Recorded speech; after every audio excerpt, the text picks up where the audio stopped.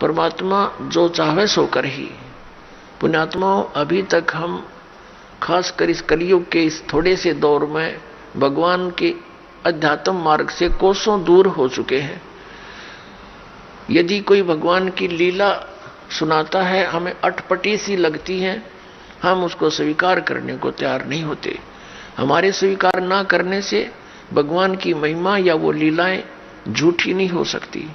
जैसे जब हम छोटे छोटे थे उस समय क्या देखा करते थे, ऐसे तगड़े तगड़े बूढ़े बुजुर्ग, और उनके विषय में बताया करते थे ये 5 मन 40 किलो का 1 मन होता है, यानी 200 किलोग्राम वजन को सिर पे रखकर, और लकड़ी की सीढ़ियां, खड़ी सीढ़ियां होती थी, खड़ी लकड़ की, एक तो पौड़ी होती है ऐसे जो वो खड़ी पौड़ी होती थी, और छत पर मिट्टी डालते होते थे, कच्ची मिट्टी छत देते थे नए मकान में। कहते हैं ये 200 किलो वजन को उसके बड़े बड़े टोकरे होते थे, झाले बोला करते उनको, उसको भरकर इसके सिर पर रख देते थे इनके, और ये ऊपर चढ़ के और वहां डालाते थे। अब ये बात और 100 साल के बाद अगर कोई कहेगा ना, उसने मूर्ख बताया करेंगे, हम आंखों देख रखे। क्योंकि और 100 साल में तो इब देख लो, इब कोई 10-50 किलो वजन ठानी आदमी नहीं रह रहा, और आने वाले 100 साल में तो इतनी प्योद रह जाएगी, और 10-12 किलो ठानिया व्यक्ति नहीं पाओगा। ऐसी स्थिति आ जाएगी इस प्राणी की। इतना घट गया हमारे सतर, प्रदूषण के कारण शरीर की शक्ति लॉस होती जा रही है। और इससे और पीछे जाए तो और तगड़े तगड़े व्यक्ति थे। भीमर की कथा हम सुने तो कोना सिर गले उतरती, और वो सच्ची थी सारी। ये तो ही एक बल के आधार से, एक आध्यात्मिक बल अलग होता है। अगस्त ऋषि जी ने 7 समुद्रों को एक ही घूंट में ऐसे चुलू उठाई थी और ऐसे पी लिया था, खाली हो गया था ये बिल्कुल। इसमें ये मगरमच्छ तड़पते दिखाई दे थे। और फिर प्रार्थना की गई, हे ऋषि जी ये तो सब बुरा हाल हो जाएगा, यहाँ का बैलेंस बिगड़ जाएगा, आप भी नहीं रहोगे क्योंकि पृथ्वी पर वर्षा का अभाव हो जाएगा, सब प्राणी मर जाएंगे। तो फिर उसने कहते उल्टा ही कुरला कर दिया, ये पूरे मर गए। तो ये कोई बड़ी बात नहीं है। और आप इस पे भी नहीं विश्वास कर पाओगे तो अध्यात्म मार्ग में नहीं चल सकते। इन कलियुगी ऋषि, नकली गुरुओं ने, महर्षियों ने जो हमें भगवान की इन कथाओं से दूर कर दिया कि ये झूठी है, ऐसा नहीं हो सकता, द्रौपदी की साड़ी नहीं बढ़ सकती, ये इस तरह की बकवाद गढ़ दी, जबकि ये सारी सच्चाई है। परमात्मा जो चाहे वैसो कर दे, उसके एक वचन में सारे ब्रह्मांड उत्पन्न हो गए, तो वो क्या नहीं कर सकता। तो अध्यात्म मार्ग में पुण्यात्माओं अविश्वास नहीं चलता। और पहले हमारे पूर्वजों को अविश्वास नहीं था, और उस अविश्वास का और ब्लाइंड फेथ था उनका भगवान में और उन गुरुओं में। तो उन्होंने दुरुपयोग किया, नकली ऋषि, महर्षि, गुरुओं ने, ये वर्तमान के कलयुग क्या ने, कि उनके ब्लाइंड फेथ को कि जो गुरुजी बोल रहे हैं वो सारी सच्ची होती हैं, हमने ब्लाइंड फेथ किया। और जो मार्ग उन्होंने बता दिया हमने ये सोचकर ग्रहण किया कि ये हमारे सदग्रंथों से ही पढ़कर सुनकर वहीं से इन्होंने ज्ञान दिया। तो इन्होंने सब मिसगाइड कर दिया, वो सब दंत कथा सुना दी। और भक्ति विधि शास्त्र अनुकूल ना रहने से हमें प्रभु परमात्मा से मिलने वाली सहायता बंद होगी। तो अब हम ये सोचते हैं कि ऐसा कभी हो ही नहीं रहा, हम सब कुछ कर रहे हैं।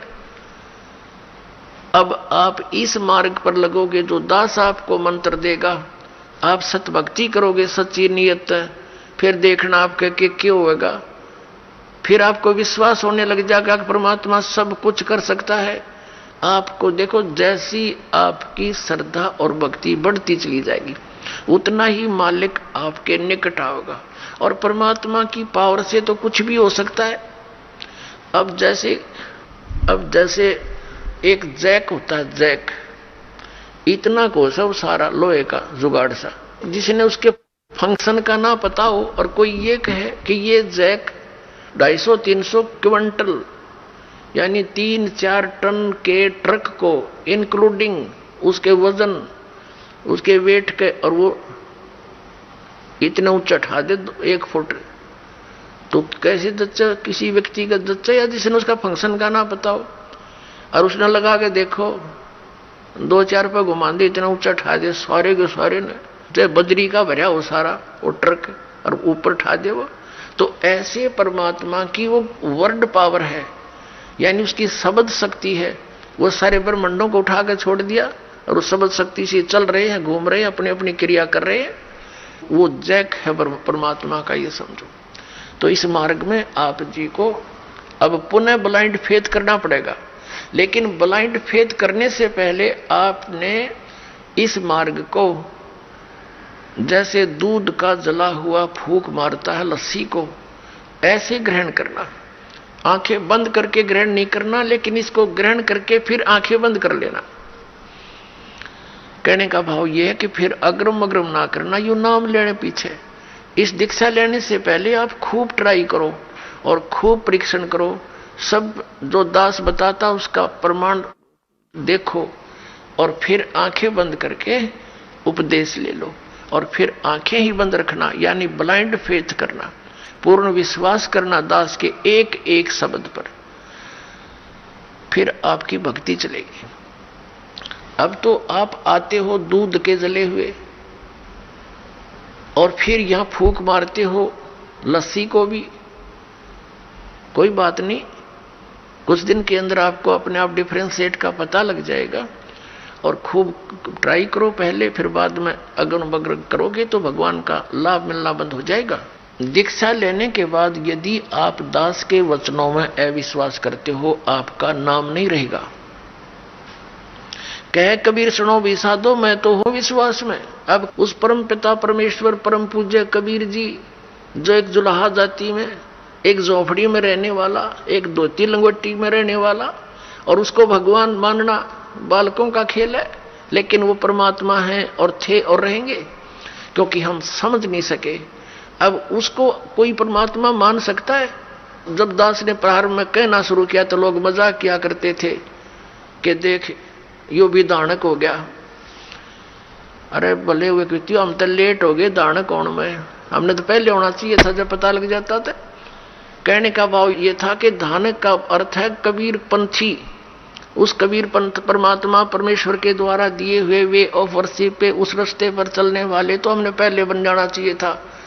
हमारे दादे परदादों ने बन जाना चाहिए था। वह भूत बने फिरे नकली संतों और पंथों, इन गुरुओं के शास्त्र विरुद्ध ज्ञान को सुन सुनकर अरीब उनके श्राद्ध निकलवावे, वह भूत बने फिरे आप खावे, क्योंकि तुम्हारे पिताजी स्वर्ग में दुखी हो रहे हैं। अरे स्वर्ग की तो हो गया जहां दुखी हो रहे हैं, नो का नरक में डलवा दिए और उल्टी साधना करवा के, और फिर आप पेट भरे और श्राद्ध के तुम्हारे पिताजी खावे। वाह भाई वाह। तो कहने का भाव ये पुण्यात्माओं, शास्त्र विरुद्ध साधना करने से हम बहुत हानि उठा चुके हैं। उस दानक जुलाहे कबीर जी को और भगवान मानना, ये भी एक 8वां जुबा के 10वां जुबा समझ लियो, लेकिन वो भगवान है ही। हमारे ना मानने से उनकी वो प्रभुता समाप्त नहीं हो सकती, क्योंकि हम नहीं पहचान पा रहे लाल है ये, हमें विश्वास नहीं हो पा रहा, तो ये हमारी बाल बुद्धि का ही परिणाम है। लाल तो इतनी ही कीमत रखता है, वो लाल है, वो पूर्ण परमात्मा है, और वहां लीला करने के लिए सह शरीर आए थे, सह शरीर चले गए थे, और पूरा ज्ञान उन्होंने हमें बताया आकर के, जो दास आपको बता रहा। तो प्रसंग चल रहा है, हम उसी पर आते हैं। तो इसी प्रकार जब आप जी दीक्षा ले लेते हो, उसके बाद फिर दास जो वचन बोलता है और आपके मन में अविश्वास उत्पन्न होता है, तो आप कमजोरी में आ चुके हो, क्योंकि आप कितने दिनों से भक्ति कर रहे होगे, जब से जन्म हुआ। पवित्र हिंदू धर्म में तो शायद कोई ही व्यक्ति ऐसा होगा नास्तिक जो भगवान नहीं कहता हो या उसको नहीं मानता हो। वैसे तो मुसलमान धर्म में भी भगवान अल्लाह वो सभी मानते हैं, ईसाई धर्म में भी मानते हैं, हिंदू धर्म में भी मानते हैं। और आप कितने दिन से ज्ञान सुनते आ रहे हो, और दास जो भी ज्ञान आपको सुना रहा है उनके एक पॉइंट को क्लियर करने के लिए 3-3, 4-4 प्रमाण देता है। और पहले आपने जो अज्ञान सुन रखा था उसका कोई सिर पैर नहीं और आपको स्वीकार्य था।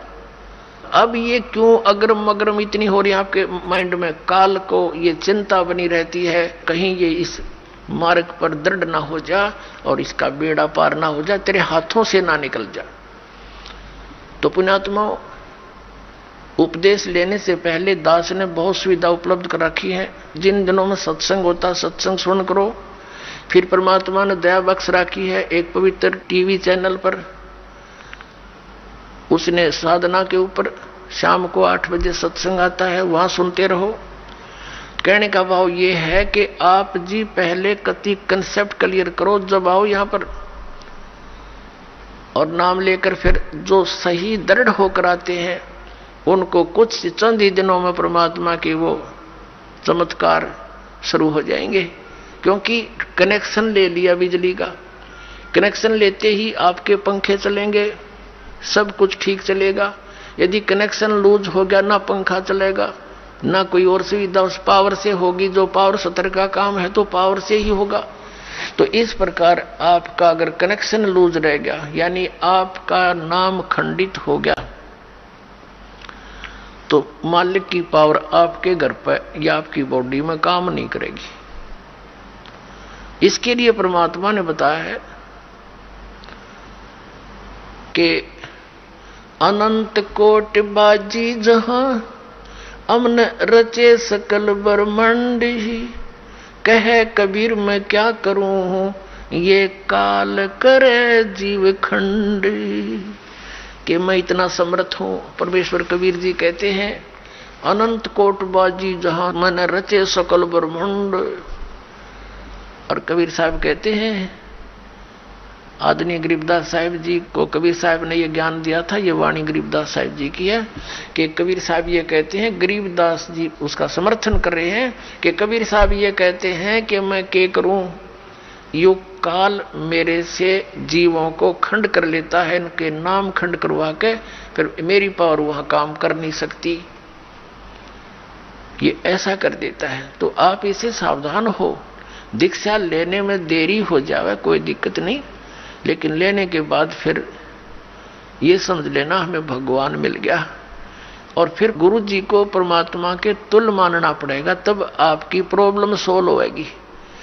भले ही पुण्यात्मा गुरु भगवान नहीं है, ये दास क्योंकि मालिक आए थे वो तो भगवान थे ही, वो भी गुरु थे, हमने उनको भी भगवान नहीं माना, लेकिन इस दास को आपने भगवान मानकर ट्रीट करना पड़ेगा, तब आपको सफलता मिलेगी। जैसे गणित के अंदर एक प्रश्न आता है ब्याज का, ऋण का। उस ऋण के अंदर क्या होता है कि हमने मूल धन खोजना होता है, बच्चों ने मूल धन प्राप्त करना होता है, वो प्रश्न ऐसा होता है। तो उसके अंदर मानना पड़ता है, मान लीजिए मूल धन 100 रुपये, वो मूल धन 100 रुपये होता नहीं, वो तो करोड़ों की संख्या में होता है, लेकिन वो करोड़ों की संख्या की राशि वाला मूलधन हमें तभी उपलब्ध होगा जब हम 100 रुपये को मूलधन मान लेंगे। अब समझदार को संकेत बतेरा, भले ही ये दास भगवान नहीं है, लेकिन उस मूलधन को पाने के लिए यानी मूल मालिक को पाने के लिए आपने गुरु जी को एज ए गॉड ट्रीट करना पड़ेगा। यूं समझ ले कि मेरे सामने आज वो परमात्मा आ जाते हैं। इस दास के स्थान पर परमात्मा स्वयं भी आए थे। आज से 600 वर्ष पहले 120 वर्ष तक हमारे डले खाकर चले गए, हमारी गालियां खाकर चले गए, जूते खाकर चले गए, क्योंकि जिस बाप का बेटा शराब पी रहा हो और पिता जाकर उसको कहता महफिल में बेटा आजा तू ना नाश करे, तो वो झगड़ा कर देता पिता के साथ, हाथापाई भी कर देता है, तेने मेरी बेइज्जती कर दी, क्योंकि होश में है नहीं, नशे में है। तो हमने यहाँ काल के इस झूठे रंग की भांग पी रखी है। कबीर ये माया अटपटी सब गट आण अड़ी, और किस किस न समझाऊं या कुआ भांग पड़ी। तो यहाँ हम सभी एक का कुएं का भांग पिए फिर रहे। वो परमात्मा आता है, हम उसके भी जूते मारते हैं, उसको बुरा कहते हैं, नकलियों को स्वीकार करें बैठे हैं, जो आसपास भी नहीं भगवान कहिए। अब कहने का दास का तात्पर्य है कि इस दास के स्थान पर ये सोच लो परमात्मा बैठे हैं, और फिर हम कैसे व्यवहार करेंगे उस भगवान से। जिसके लिए हम तड़प रहे हैं। ऋषियों ने शरीर गाल दिए भगवान पाने के लिए, यदि वो मिल जाए तो हम उसका कैसे व्यवहार करेंगे। तो ये आपने रिहर्सल करनी पड़ेगी। इस दास को डला समझ लो, एक पत्थर समझ लो बोलता हुआ, लेकिन यहां नो सोच लो हम भगवान से मिलने जा रहे हैं। तो जैसा व्यवहार आप यहां करोगे ऐसा ही स्वप्न में आपका बनेगा। मृत्यु के बाद आपको ऐसा होगा जैसे स्वप्न।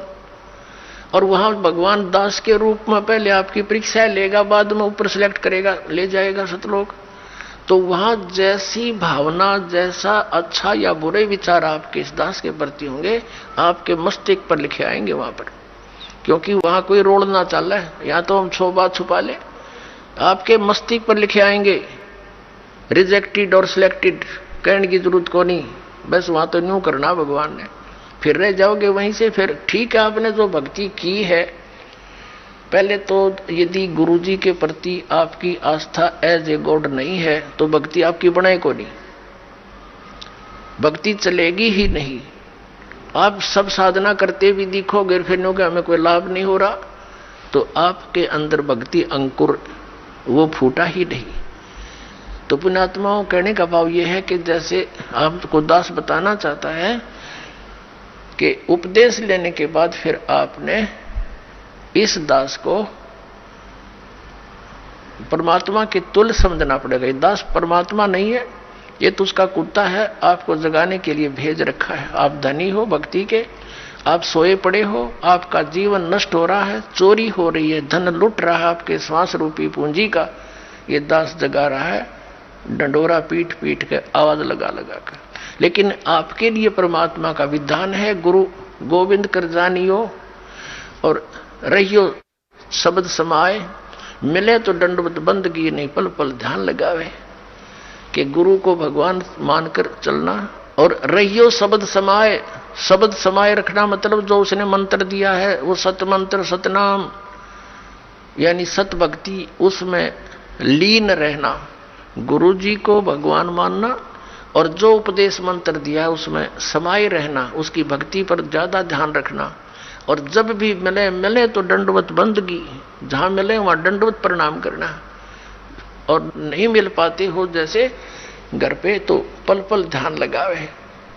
यानी परमात्मा के गुणों को अपने गुरु जी के ऊपर लक्षित करे, और फिर आपका भाव बनेगा, एक प्यार जागेगा इस दास के प्रति जैसा इस काल के प्रति जाग्या था।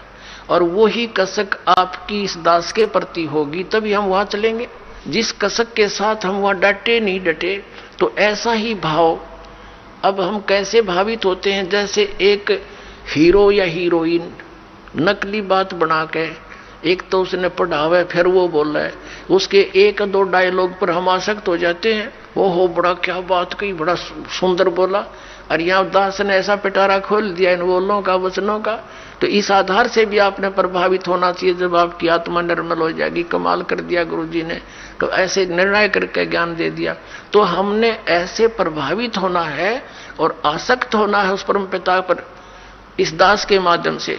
ये रिहर्सल आपकी फिर ऊपर जाके काम आवेगी जो आप यहां करोगे।